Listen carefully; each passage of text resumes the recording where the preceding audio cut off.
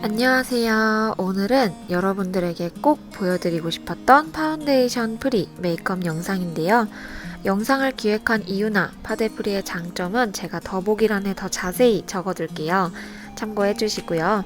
요즘같이 덥고 습한 여름에도 끄떡없고 더욱 편하게 즐길 수 있는 파운데이션 프리의 세계로 여러분을 안내해 드리도록 하겠습니다. 저는 피부 타입은 건성이지만 여름에 땀을 진짜 많이 흘려서 유분이 좀 올라오는 타입이에요. 그래서 피지 관리를 해주는 제품으로 스킨케어를 요즘 사용해주고 있어요. 그래서 제가 이미 전 영상들에서도 보여드렸던 이 오티 속 토너를 진짜 잘 사용하고 있는데요. 이 제품은 제가 두 가지 방법으로 활용을 하고 있어요. 먼저 여름엔 냉장고에 넣어놓고 사용하면서 보통의 토너처럼 닦아내고 있습니다. 확실히 냉장고에 넣어두면 시원한 느낌까지 들어서 모공이랑 피지 조절도 되고 또 즉각적으로 얼굴의 열감을 낮출 수가 있어요. 요즘 날씨가 너무 덥다 보니까 얼굴의 열감을 낮추는 게 중요한 거 아시죠? 그리고 오늘은 파운데이션을 바르지 않을 거라서 기초를 튼튼하고 또 안전하게 해주는 게 좋겠죠? 그리고 또 하나의 방법으로는 오겹솜에 듬뿍 토너를 묻혀서 일주일에 한두 번 정도 팩처럼 붙이고 얼굴에 열을 낮춰줘요. 다만 이 방법은 저처럼 몸에 열이 많고 홍조가 있으신 분들에게 더더욱 추천해드립니다. 저 오겹솜은 올리브영에서 구매했습니다. 그리고 주의할 점은 저는 오래 붙이고 있으면 오히려 수분이 증발하는 느낌이 들어서 딱 5분 안쪽으로만 하는 게 좋더라고요.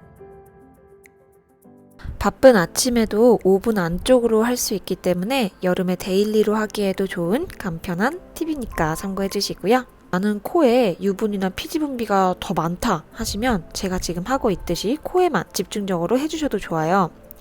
피지 관리하는 제품이라서 혹시나 건조할까 걱정하시는 분들도 계실 것 같은데 제품 자체에 알로에베라 잎 추출물이 들어있어서 보습에는 당연히 효과가 좋으니까 걱정 안 하셔도 될 것 같습니다. 그 다음으로는 같은 라인의 크림을 발라줄 건데요. 이 크림이 진짜 여름에 사용하기 딱 좋은 그런 젤 크림의 제형입니다.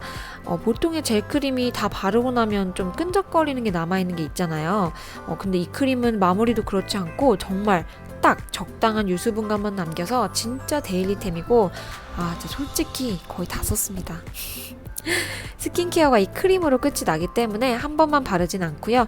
1.5번 정도 발라주고 있습니다. 발라주신 후에는 손의 열감을 이용해서 꾹꾹 눌러주면서 흡수시키면 더 좋습니다. 아무래도 손의 열감 때문에 가지고 있는 그런 성분들이 더 흡수가 잘 된다고 하더라고요. 참고해 주시고요.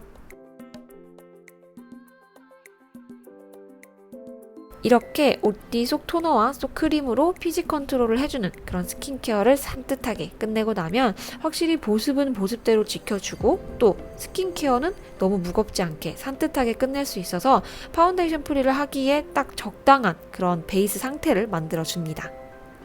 자, 이제 선크림을 발라볼 텐데요. 파운데이션 프리가 부담스러우신 분들은 이 단계에서 약간의 톤업 기능이 있는 선크림을 사용해 주시는 것도 하나의 팁입니다. 그리고 너무 유분기가 많은 제품은 시간이 지날수록 얼굴에서 또 더 유분이 올라오니까 살짝 산뜻한 선크림을 사용해 주시는 게 더 좋겠죠? 저는 컨실러를 굉장히 묽거나 커버력이 좋은 편은 아닌 그런 제품을 사용했어요. 꼭 저 제품이 아니더라도 평소에 생각보다 커버력이 좋지 않았던 제품들을 이럴 때 한번 사용해 보세요. 자연스럽게 흉터나 잡티의 옅기 정도만 조절해 줄 수 있습니다.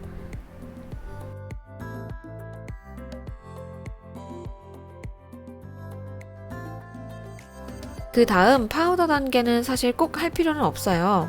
개인적으로 저는 유분을 조절하기에도 좋고 파우더를 사용했을 때 조금 깔끔하게 정돈된 느낌은 주는 것 같아서 처음에 시도하기 부담스러울 때 하기 좋더라고요.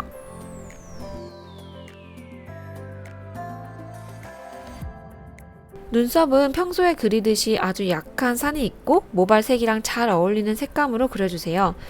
그냥 빈 곳만 채워줘도 되고 파운데이션 할 때 그리듯이 그려주셔도 상관없습니다.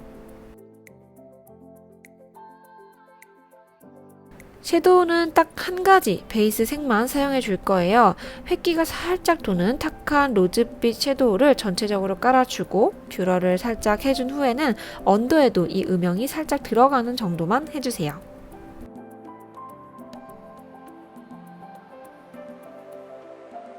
아이라이너도 평소에 잘 사용하는 제품으로 그냥 쓱쓱 그리던 대로 그려주시고 진한 화장이 아니기 때문에 그냥 꼬리는 살짝 내려가게끔 저는 그려줬는데 본인에게 잘 어울리는 방법으로 그려주시면 될 것 같아요. 오늘 파운데이션 프리 메이크업의 또 다른 핵심은 바로 이 강렬한 레드립 포인트입니다. 제가 예전에도 사용했던 제품인데 진짜 부드럽고 이게 발랐는지 안 발랐는지 모를 정도로 너무 스무스하고 가벼워요. 진짜 여러분들이 오프라인 매장에 있으면 꼭 테스트 해보라고 권유하고 싶은 제품이긴 한데 아무튼 이렇게 레드립으로 포인트를 주게 되면 파데는 바르지 않았지만 얼굴빛은 조금 더 화사하게 보일 수 있으니까 피부에 부담이 좀 덜하겠죠. 제가 마스카라를 안 해서 급하게 평소에 사용하는 마스카라로 쓱쓱 발라주었습니다.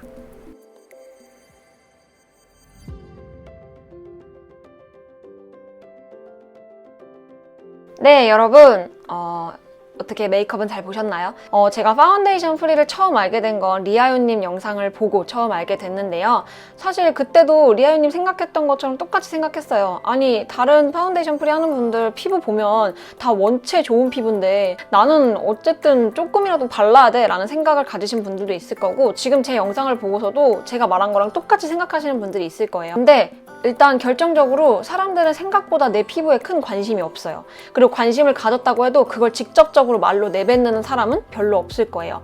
만약 그걸 직접적으로 내뱉었다면 뭐 예를 들어 너 피부 왜 이렇게 더러워? 너 피부 왜 이래? 뭐 났어? 이렇게 말을 하는 사람이 있다면 그 사람은 여러분들 인생에 생각보다 큰 자리를 차지하고 있지 않을 거예요. 그래서 여러분들이 이걸 조금 더 가볍게 하시면서 내 피부는 지킬 수 있는 그런 메이크업을 조금씩 시도를 해보면서 여러분들 자신만의 시간을 통해 많이 생각하고 좀 더 많은 것을 경험할 수 있는 시간이 여러분들에게 왔으면 하는 바람으로 이렇게 파운데이션 프리 메이크업을 찍어봤습니다. 오늘 영상도 여러분들의 나다움을 찾는 데 도움이 많이 되셨으면 좋겠고요. 오늘 영상도 좋았다면 좋아요와 구독하기 잊지 마시고요. 파운데이션 프리 처음엔 시도하기 어렵지만 하나둘씩 줄여가다 보면 정말 손쉽게 금방 접할 수 있는 메이크업이라고 생각을 해요. 파운데이션 프리부터 한 걸음 한 걸음 나아가시면 좋을 것 같습니다. 그럼 우린 다음 영상에서 만나도록 할게요.